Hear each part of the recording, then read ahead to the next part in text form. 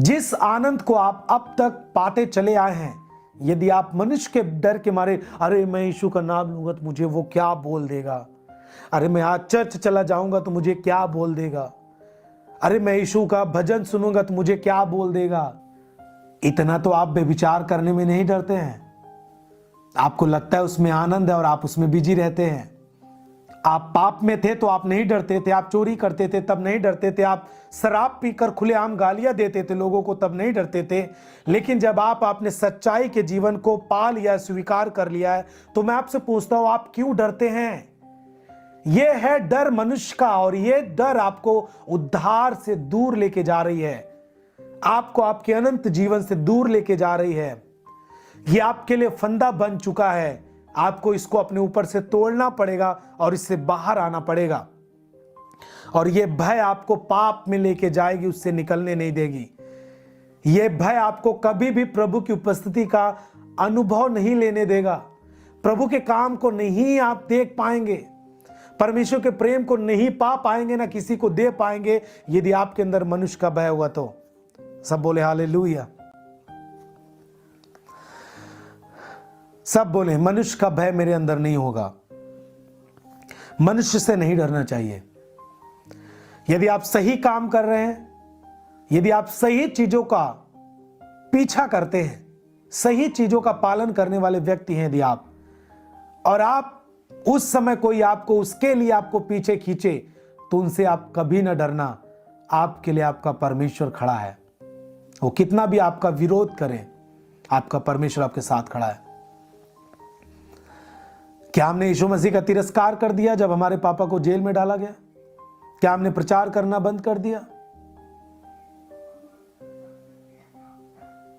नहीं करना, हमने प्रचार करना हमने बंद नहीं किया। हमने यीशु मसीह का प्रेम का तिरस्कार नहीं किया। क्या आप इसी तरह खड़े हैं? जो चीजें आपने पा लिया है, अब उसका आप, जिस चीजों का आपने अनुभव किया, जो चीजें आपने खुद देखी, जो चीजें आपने एक्सपीरियंस कर ली है प्रभु की उपस्थिति का, उसका आप थोड़ी सी आंधी तूफान के कारण उसका इनकार कैसे कर सकते हैं?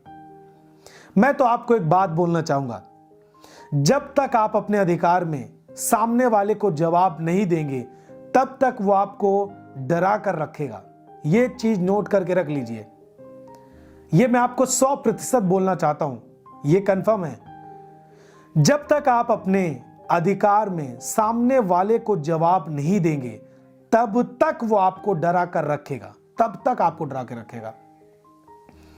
देखिए, आप इस दुनिया में जीते हैं तो आपको, दुनिया में आप हैं तो सब मनुष्य को समानता का अधिकार है। कोई इस दुनिया में छोटा नहीं है, बड़ा नहीं है। जाति के आधार पर किसी का भेदभाव नहीं किया जा सकता। कोई जाति के आधार पर किसी के ऊपर टिप्पणी नहीं कर सकता, चाहे वो कितने भी बड़े पद में हो, कितना भी बड़ा काम करने वाला व्यक्ति हो।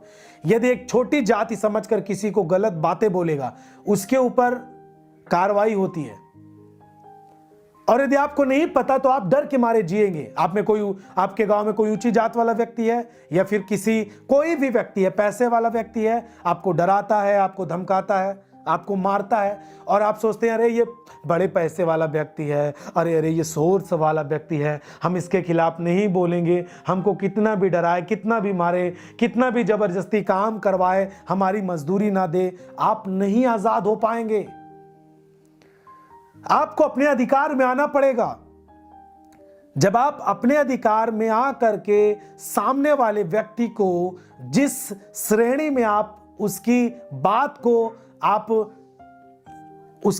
आप कभी से, कई सालों से, कई दिनों से आप झेल रहे हैं, सामना कर रहे हैं, यदि आप अपने अधिकार में आकर उस व्यक्ति को, सामने वाले व्यक्ति को जवाब जिस दिन दे देंगे, उस दिन वो आपको डराना छोड़ देगा और आपसे पीछे हट जाएगा। वो आपके सामने कभी खड़ा नहीं होगा।